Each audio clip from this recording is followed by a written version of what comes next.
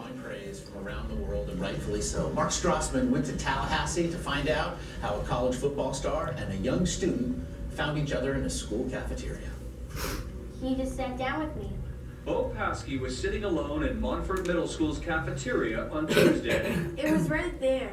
You looked up and there he was? Yeah. And what did he say? He said, "Sup, dude?" He was Travis Rudolph, a star wide receiver with the Florida State football team. 5 players were visiting the school as part of a community service program. And what'd you guys talk about? He asked me, am I going to play in the NBA? And I said yes. Okay. And what'd you ask him? I asked him, are you in the NFL? And he said no. One little thing can change. Rudolph told us he noticed a young kid sitting off by himself and headed his way. Once I got those 2 slices of pizza, I just seen him by himself, and I was like, hey, this is like a spotlight, I guess. It just, something clicked in my head, just let me go ask him if I can sit with him and eat lunch with him. Someone snapped a photo of Bo and his new friend having lunch with no one else sitting close and sent it to the 6th grader's mother. Bo! Right here. Bo is autistic, and many days no one sits with him at lunch. The thought of him eating alone gets to you. Yes, absolutely. Leah Paskey will always remember the college football player's kindness to her son. He could have sat with anybody, Could sit with anybody. and yet he picked He picked Bo. Bo, Yeah. who was sitting by himself. Yes. So I'm just moved with emotion at his generosity and his kindness. I haven't spoken to him. I don't know what made him pick Bo, but I'm so grateful he did. I'm so grateful he did. That was so kind. She thanked Rudolph in a Facebook post. This is one day I didn't have to worry if my sweet boy ate lunch alone, because he sat across from someone who was a hero in many eyes. That post has been shared thousands of times since. I definitely just hope, that kids just welcome him in, because he's a genuine person, and he can always be around me anytime. I was his friend. When Bo walked into lunch on Wednesday, every kid wanted to sit with him. Everybody recognizes me. For CBS This Morning, Mark Strassman, Tallahassee, Florida. Was that good? Yeah. It's good to see the kindness of newspapers and magazines won't pick up stories like that. Most things on the internet won't pick it up except somebody posted on YouTube like that. I just thought that was great. Feel good video. The book of Habakkuk, got that in there, contains 3 chapters to be covered in 4 weeks. I will teach 1 chapter each Sunday, and on the 4th Sunday, I'll have a special lesson on the Garden of Eden and paradise. The most asked question in the world today is just one word. Who can guess what that one word is? Why? Why what? Oh yeah. You're correct. The most asked one word question would be why. This was also a prevalent question in the Old Testament and a major concern of the prophet Habakkuk. The why question is asked over and over, mainly addressed to God in today's world. Why? Habakkuk was troubled about the wickedness that he saw in the world, and the wickedness seemed to be prospering and not being punished. Yeah, you can understand that. We see that all the time. Say, how do they do that? Unrighteous, and yet they seem to prosper. Does it seem like the wickedness in our world today is growing at a rapid pace? Yeah. And I just said it seems to, and it may be that there's just more publicity today, and they do like to show that things are bad, but it just seems like they keep getting worse and worse and worse. If why is the most used one-word question, what do you think the most one-word answer to the question would be? One word. Because.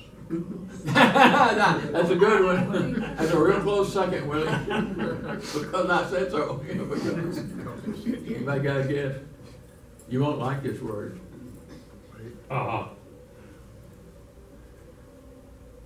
Man. That's not it. Y'all didn't pray hard enough for Satan to get out of here. Man. It's wait. Wait, oh dear. Yes, no, and wait. You just kind of grow on you to hate that word. We don't want to wait. Whatever it is, I don't care if it's in the doctor's office or buying a bag of popcorn at the movie, we don't want to wait. There's 3 people between me and the popcorn counter. I don't want to wait. So, you'll see both of those words kind of play out, but more of the why on this as we go through this. Now we get back to words. Last Sunday we finished up the prophet Nahum, and he was a prophet from 663 BC to 612 BC. A lot of things happened on 612 BC. Notice that Nineveh falls to Babylon on 612. Then the rest of it starts happening. Remember we talked about how that works. They go in, they take the capital city first. Now it's under their control, and then they start wiping out the rest of the country. Same thing, Nineveh is in Assyria, and it wipes out, talking about all of Syria. So you start with the capital, 612 BC, the city of Nineveh fell to the Babylonians. So now we have Habakkuk. He was a prophet between 612 and 588, so he just sustained credit. Off that 612, we now see that he becomes a prophet. Nobody really knows how a prophet ends and how a new one starts. They have some ideas and suggestions, but they don't really know for sure how one stopped, but the other started on the same day.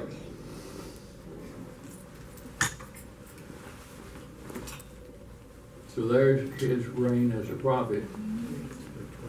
On 612, Habakkuk becomes a prophet. Assyria falls to Babylon, so a lot of stuff going on. And then Babylon crushes Assyria and Egypt. You got to be a big power to be able to crush Egypt and Assyria, and they did. Now, the southern kingdom, you know we talked about the northern and the southern kingdoms, 10 tribes up here, 2 tribes down here, and the southern kingdoms down here.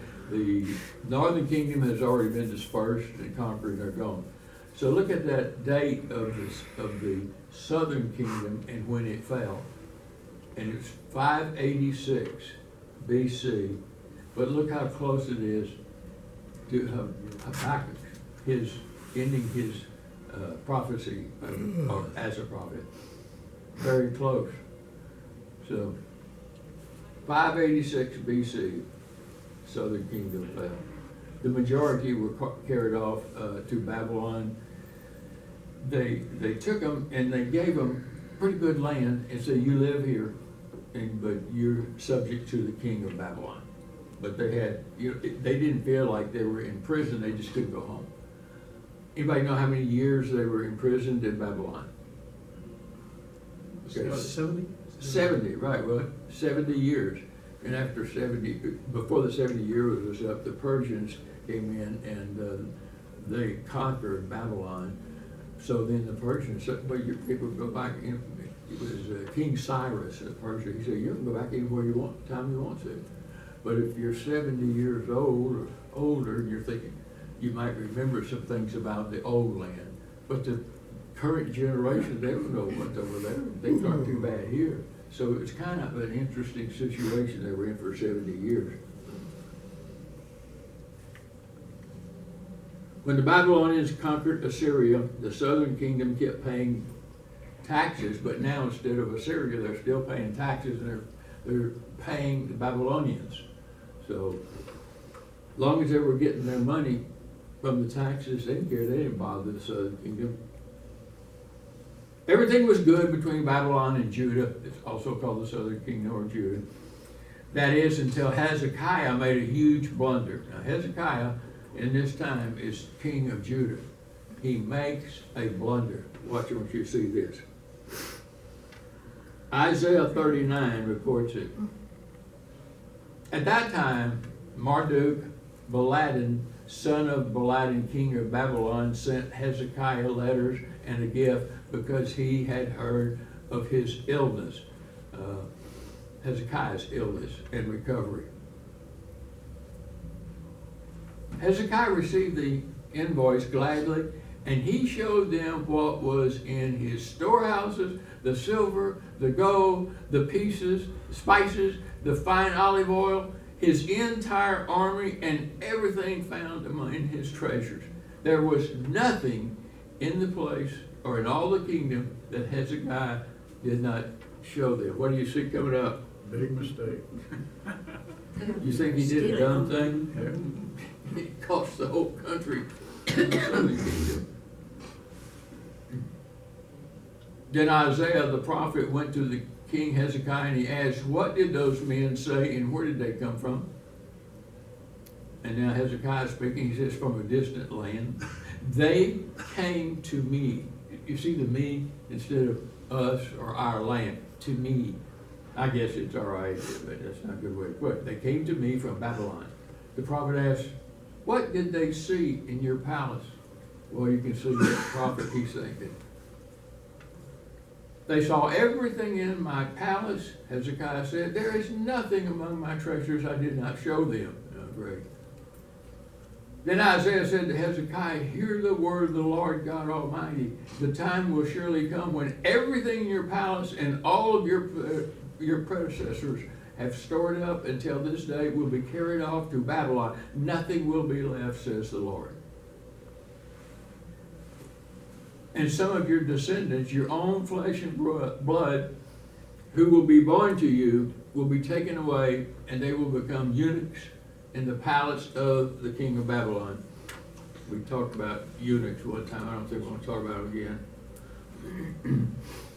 The word of the Lord you have spoken is good, Hezekiah said. For he thought, there will be peace and security in my lifetime. So the prophet had already told him how bad it was going to be, and he didn't see it. Nah, it's going to be all right. Now we'll start with today's scriptures. And by the way, it was at 586 BC, that they actually did go in and conquer Jerusalem and all the southern kingdom. Anybody studied this book before? Anybody remember it? I think there's those minor prophets. They just nobody stops in the church to preach on the minor prophets. So it comes up. I've heard the name, but I don't have any idea what's in there. The prophecy of Habakkuk, the prophet, received. The key to this opening verse is that it shows that the words to follow are not from Habakkuk, but received from God.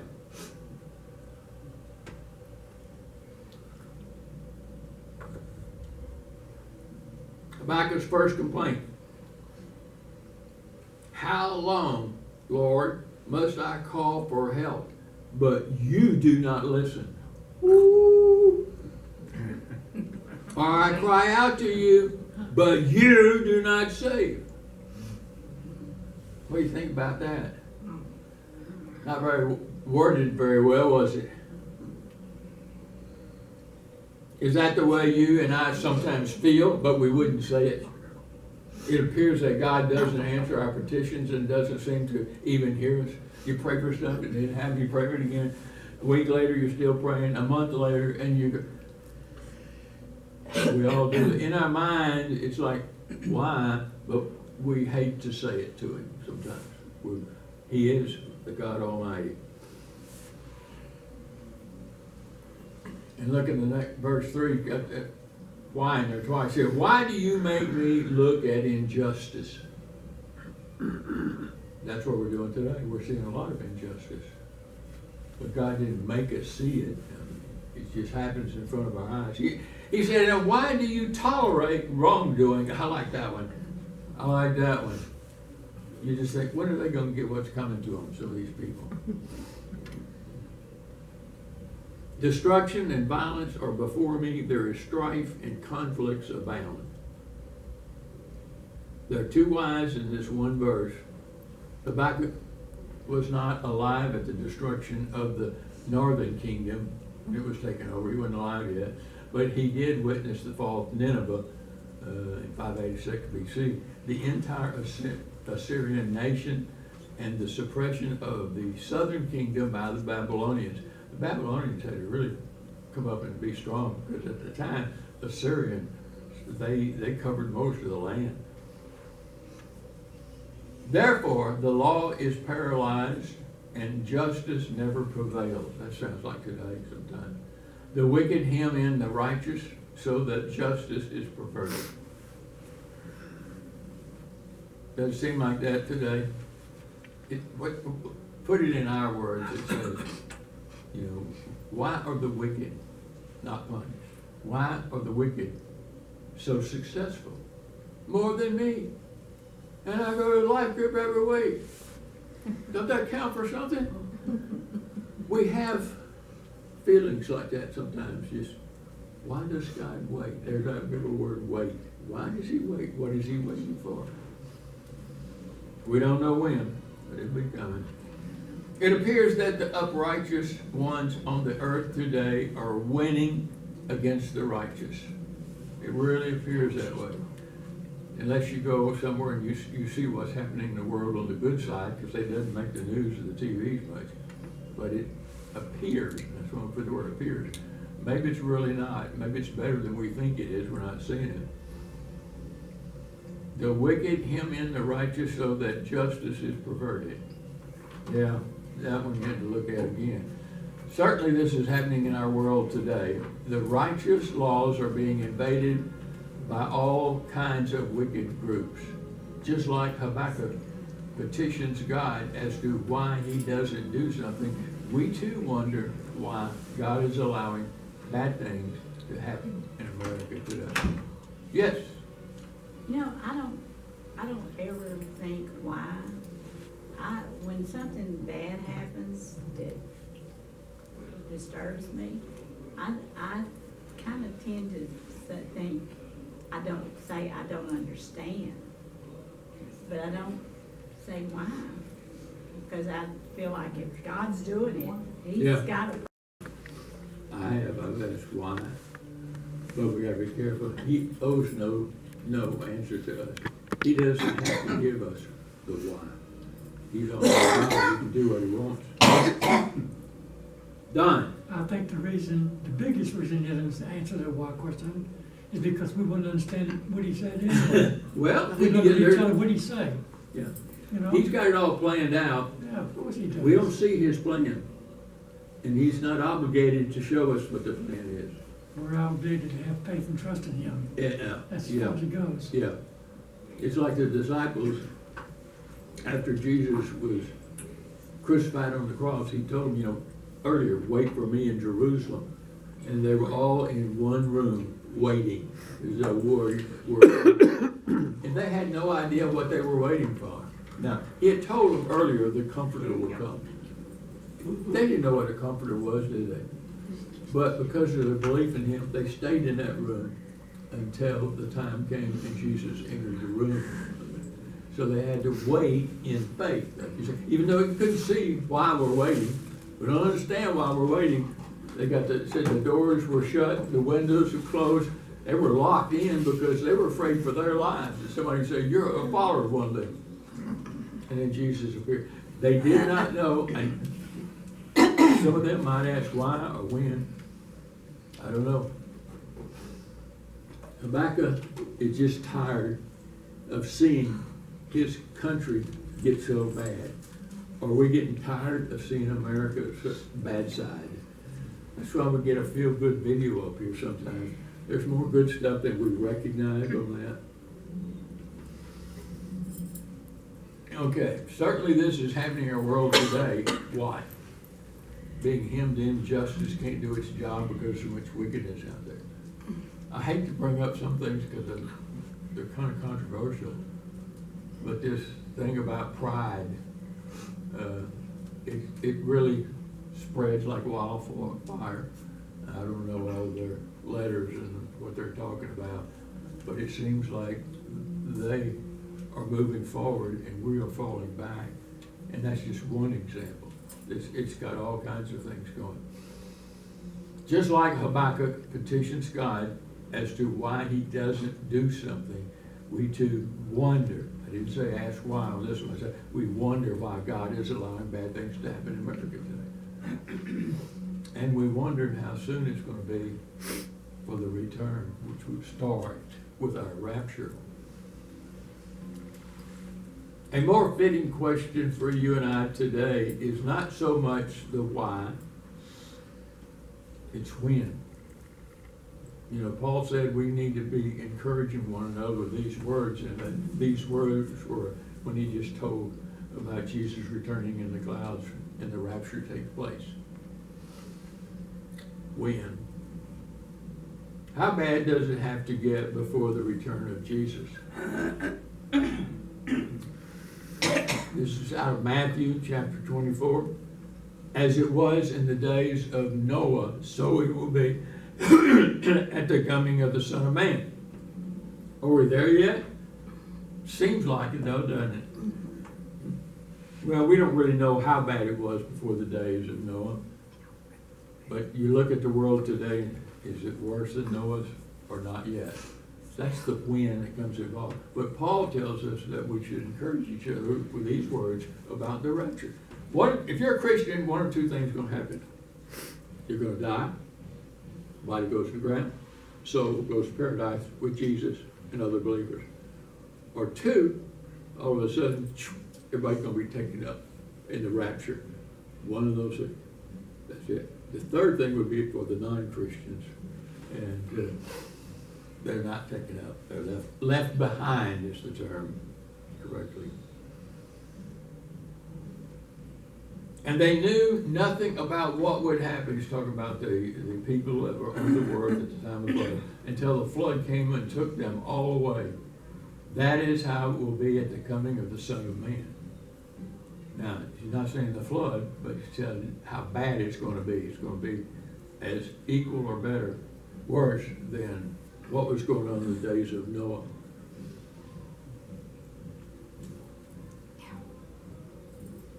But when?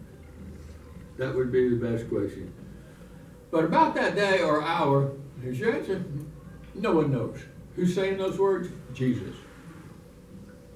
He said, not even the angels in heaven know, nor the Son, but only the Father. As it was in the days of Noah, so it will be at the time of the coming of Son of Man. So when it's reached the point, like it was in the days of Noah.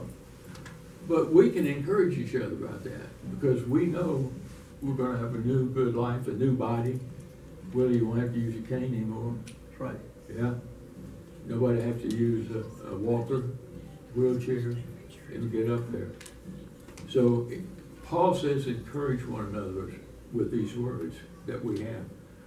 Those who are not Christians, they have no hope unless someone turns them to the Lord. Now we're going to read God's answer, what Habakkuk was talking about. Why is all the wicked winning? Why is all this happening?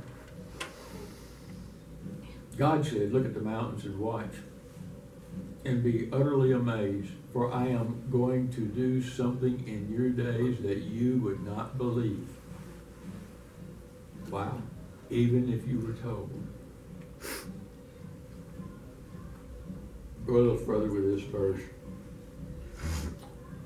God's answer to Habakkuk and the inhabitants of Jerusalem was that they would be utterly amazed as to what he was about to do. They would see a series of events. This is somebody, well, I'm going to give you four, and they're not mine, but by a great pastor that was on the internet. One, Judah's independence would suddenly come to an end. We said, okay, the Babylonians, they just wanted to collect money. That's all they wanted for that. When it says it's going to come to an end, it's because Hezekiah showed them all the gold and silver, and all the guys went back and told the king, he said, go get it. And that's how that happened, so that they lose their independence with that event. 2, Egypt, a mighty power for centuries, would be crushed overnight by the Babylonians. Unexpected. Nineveh, the capital of Assyria Empire, would be so ransacked that people would forget where it had been. And archaeologists can back up that particular statement because it was a long time before they found any evidence that there really was a city called Nineveh. And 4th one, the Babylonians would rise to great power. So like number 4 was already taking shape at the time of Habakkuk.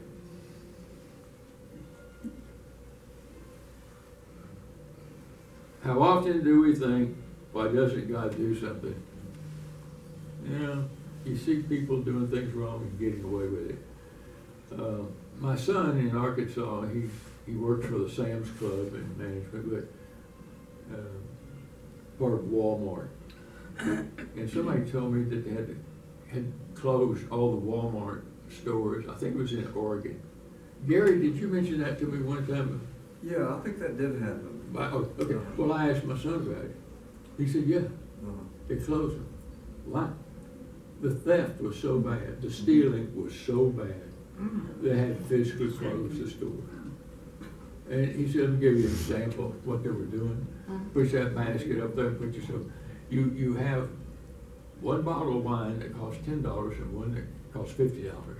You scan this one twice, and then you put them both in there. If you're looking at the video, well, 2 bottles, you can't tell. And they said, just all the time, everything, it was so bad. They made no profit. At the end of the year, they're in the red. So they closed the stores. That's why they should do away with self-checkout. Yeah. Self-checkout. Yeah. Oh, yeah. Well, Home Depot has a lot of things, and Walmart has wine that costs $50. In some states. Yeah. Yeah.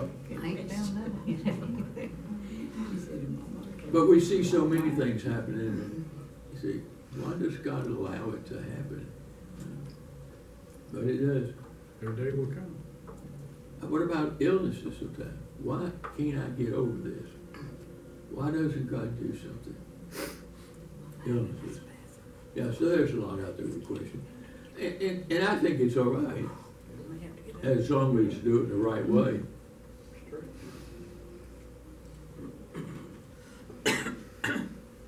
He says God will be doing something, you and I can't see it, and it's in God's appointed time. So whatever we're praying for, I can pray, God, stop this thing that bugs me at nighttime and all the pain I go through at nighttime and no sleep. And it's okay in the day. Wait and wait and wait and wait, and we can't.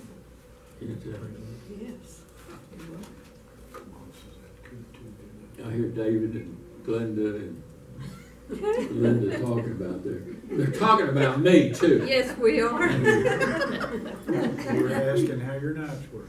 I have a log sheet that I'm logging every day on an Excel spreadsheet on there.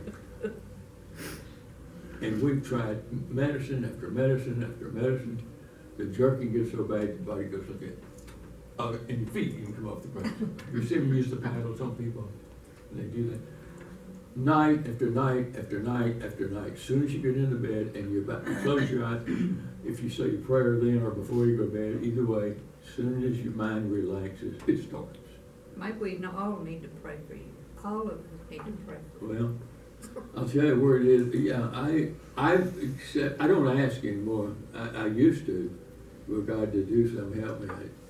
It's just something that, the good side of it, it doesn't do anything like that in the daytime. So sometimes it lasts 30 minutes. Sometimes the jerks are a minute apart. Sometimes they'll go one and one and one. And after a while, it just wears you down. And so this doctor, the neurologist I'm going through, he tried me on some pills that wouldn't work and tried me some other pills that wouldn't work. So 2 nights ago, I guess it was, when it gets so bad, I get up and I go in the living room, I sit on the couch, I'm upright. But on the arm right here, I stack some pillows. And if I can make myself fall asleep, then I can get up and go back into bed and go to sleep, I'm okay. So I did that the last 2 nights, stacked up the pillows, I get like this. No, it's not doing any jerking, I take one pillow out and I go. And that's while I'd lay down. And if I could fall asleep, then I could know if I could go back to it. So that thing here is not medicine doing it. I've tried medicine after medicine, and none of them work. I go see him next week, or this week, and he'll probably switch to another one. And it's so strange, even my doctor says, you always have strange stuff when you come in. Both my doctor and the neurologist, I almost said gynecologist, that would be good. Remember that, Eva? The Lord said that one Sunday? That might help you. Yeah. But anyway, you get mad, that's not good for you. Past that stage. Don't ask why anymore. He's not gonna tell me, you don't have to. It's just something would happen. So you spend all that money for pills and this, you solve it with this little accelerator. I got my time, I hope you don't mind, but probably 6 or 8 years ago, I had a similar thing, but it was stomach muscles. And oh my gosh, they would just do like that. I went to 6 different neurologists, and nobody could find out why. And I was going online, I looked. There's a name for it. Both of these are related. It's myoclonus, myoclonus, myoclonus. They know that, but they've not seen them as bad as mine. And when I had it in the stomach, we went for a couple of years, it was good. I was scanning through the internet, and people were talking about, I had this, and here's what I did. And the guy says, if you take garlic and you pull one piece off and you shell and crush it up in small pieces and swallow it. He said the best thing to do is get a cup of warm milk to do that when you swallow it, so it won't get it'll get the taste out of your mouth. Stop like that. I don't know how many years ago we went when I had that, but as soon as I started the garlic. So a doctor hadn't made it yet. And all that stuff according to the doctor. Yeah. So it's hard sometimes. I get up in the morning, I feel worn out with all that through the night, and your muscles. You're well, but you have bad breath. Yeah. But anyway, Habakkuk, he's seen the power of God, and he doesn't understand why God keeps waiting. He hadn't had the advantage of reading the Bible like we do, so he wasn't near as prepared as we are for something like that. And he said, I don't understand why. You're God. You're letting the bad people win. It's still going that way today on there. As Christians, we have to be careful how we word our petitions to God. The scripture says, you have not because you what? You ask not. So it's hard to put those together sometimes, know where the boundaries should be. Habakkuk, he's writing, and God is, I am raising up the Russians. Did y'all know that was in the Bible? Russian? Well, maybe it wasn't. That's just me. Some of you get it. One to tell Nick on the way home. He's I'm raising up the Babylonians, that ruthless and impetuous people who sweep across the whole earth to seize dwellings not their own. Now does the word Russia fit in there? I don't want to get in politics, but it's a similar thing, isn't it? But that's the way nations did. One, you can capture it, it's yours. It's crazy. The world has always been full of nations trying to take over other nations that do not belong to them. I believe this trend will continue until Jesus returns to rule the world, not at the rapture, but at the beginning of the 1,000-year reign. That's when he'll start ruling the world, is during that time. Who's going to rule the world before the Antichrist? 7 days, right? 7 years right in front of that 1,000 years on there. So I don't want to get ahead of myself, but I say that. Think about this. I'm raising up the Babylonians to do what? And we're going to explain that. So I don't want us to get into politics here. Just a little discussion about nations wanting to conquer other smaller nations even today. Many call these dominant countries land grabbers. Pick that up off YouTube. Yeah. Russia fits this description today, and maybe China too. They're eyeing out a little country. I think I could take them. Taiwan is getting very nervous. The Philippines are nervous. Before we go on, we need to take a second look at that verse. Raising up the Babylonians, that ruthless and impetuous people who would sweep across the whole earth to seize dwellings that are not their own. When you see the word they or there, God is talking about Babylon in these verses. Their horses, their cavalry gallops headlong, their horsemen come from afar. They fly like an eagle swooping down to devour. They all come intent on violence. Their hordes advance like a desert wind and gather prisoners like the sand. They mock kings and scoff at rulers. They laugh at all the fortified cities, but building earthen ramps, they capture them. Then they swept past like the wind and go on. Guilty people who own strength is their God. It's amazing how God allows wicked nations to arise and then oppress weaker nations just at the right time. And then God wipes them from the earth completely. See if we can clear that up. And just what is the right time? It's God's time, and He doesn't owe us any explanations. What about Russia invading the nation of Ukraine? Do you think this is God's plan for Russia to devour the Ukrainians? They're not gonna let them. Yeah, it sounds like, I'd hope not, but we don't know the answer to that question. We don't know. Yeah, we hope not. Oftentimes God allows ungodly things to happen, and we don't always understand it, just like Habakkuk did not understand. His second complaint. Lord, are you not from everlasting? My God, my Holy One, you will never die. Lord, you, Lord, have appointed them to execute judgment. You, my rock, have ordained them to punish. It seems that Habakkuk didn't understand that God's motives for all these, a bad nation punishing a good one. Habakkuk said, you've ordained them to punish other nations. Said, your eyes are too pure to look on evil. You cannot tolerate wrongdoing. Why then do you tolerate the treachery? Why are you silent while the wicked swallow up those who are more righteous than themselves? Habakkuk understands God's use of one nation to punish another nation, but why the wicked swallow up the more righteous?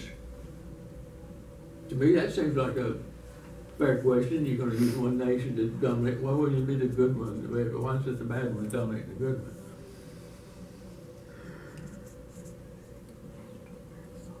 These verses tell us that God often uses one nation to punish another nation. Do y'all believe that? It really does.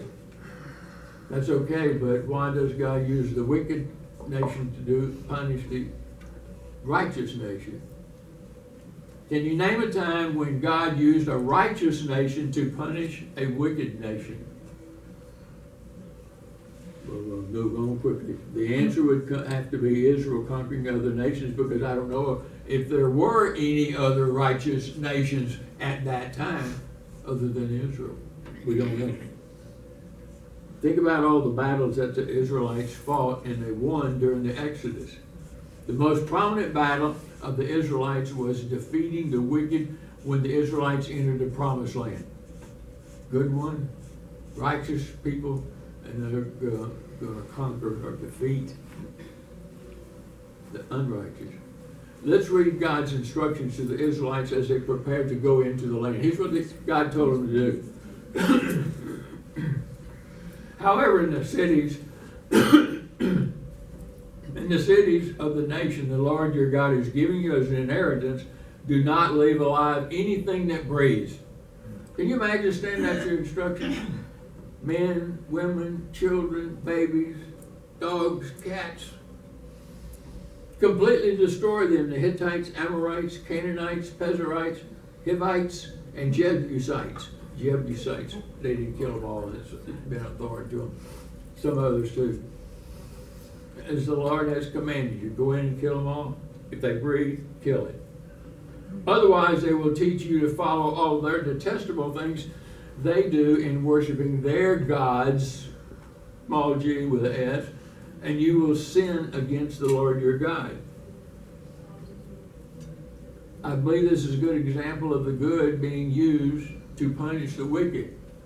Okay, the Canaanites, all that land, it's good fertile land, but it was wicked people living there. God could punish them by wiping them off by himself, send down fire like he did on Sodom and Gomorrah. But he didn't. He chose the good to punish the wicked, and you don't see that real often, but he did in that event over there. I'd hate to have been an Israelite in those days. Would you hate to be part of that army and stand there? I got to kill babies too. Well, God would have killed them if he didn't. But it's also a test to see how much faith they had and how faithful they would be to the Israelites. You have made people like the fish of the sea and like the sea creatures that have no ruler. The wicked foe pulls all of them up with hooks. He catches them in his net. He gathers them up in his dragnet. And so he rejoices and is glad. Therefore, he sacrifices to his net. And he brings incense to his dragnet. For by his net he lives in luxury and enjoys the choicest foods. Is he to keep on emptying his net, destroying nations without mercy? This is interesting. Therefore he sacrifices his net and he burns incense. In other words, his God is becoming, in today's world, his job, his work, the money man. That's his worship. This is a metaphor showing worship for wealth and possessions. They worship any object that brings them wealth and happiness. Hey, this makes me happy? Good, that's my God. That's the way what was going on in Canaan at that time. After passing through the Red Sea on dry land, the Israelites came to their first encounter with war. I keep wanting to speak before I get there. Remember that phrase, then came Amalek. I heard a message on that in Houston in the 1960s. And I always remember that opening 3 words. Then came Amalek. Well, God was real nice. He got you through the Red Sea, and he drowned them all. And then we got in there, we don't have enough water. God gave them water. But now, then came Amalek. This is going to be their first battle. Remember, the Israelites had just crossed the Red Sea as Moses held up his staff over his head and the waters parted. Then later, when the water supply was nearly gone, Moses struck the rock with his staff and water flowed from it. After these 2 great miracles from God, how do you think the Israelites were feeling? That's the first 2 things. Invincible. We got a wooden stick. That's their God. Then came Amalek, Exodus 17, and fought against the Israel in Rephidim. So Moses said to Joshua, choose men from us and go out and fight against Amalek. Tomorrow I will station myself on top of the hill and with the staff of God in my hand. So here they were about to go into their first battle with an army for over 400 years, and it was much superior than they were. What advantage does the Israelites think they had over the Amalekites? What was their feeling, the Israelites? Oh yeah, we're going to go fight that country, Amalek. I'll show you what they're with. A piece of wood. A piece of wood that got them across the Red Sea. A piece of wood. It got water. piece of wood. With this piece of wood, we can beat anybody with it. Anybody. I think that the Israelites believe the power comes from the staff of Moses. And I'm saying I think and I believe, it's opinion, I believe Moses thought this also. After all, they just used a staff to part the waters. Moses struck the rock with a staff in order to get water. Was it the staff or was it God that parted the sea? Was it the staff or was it God that got water out of a rock? Joshua did as Moses told him and fought against Amalek. And Moses and Aaron and Hur went up to the top of the hill. So it came about when Moses held his hands up that he prevailed, and when he put them down, Amalek prevailed. But Moses' hands were getting heavy. Then they took a stone and put it under him so he could sit down. And Aaron and Hur supported his hands on either side of each other. Thus his hands were steady until the sun set. So Joshua overwhelmed Amalek and his people with the edge of the sword.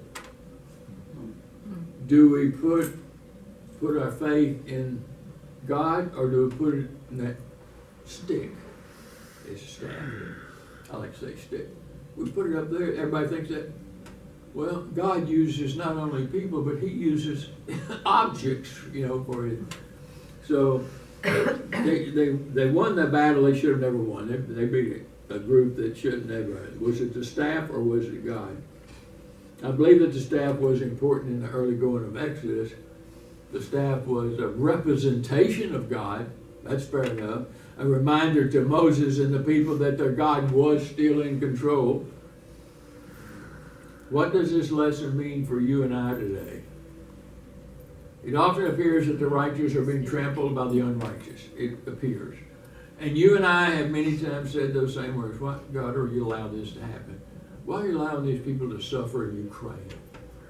God, they're just good people. Sometimes we'd like to know. God is in control and He will settle the score with the unrighteous on His timetable, not ours. In the meantime, we should prepare ourselves for the coming of the Lord and encourage one another, just as Paul said, and I like this. He said, therefore, encourage one another and build each other up, just as in fact you are doing. He said, you're already doing that to the Thessalonians. I had to kind of speed it up right there at the end. Questions, observations. Never studied this book before. Okay, I got 3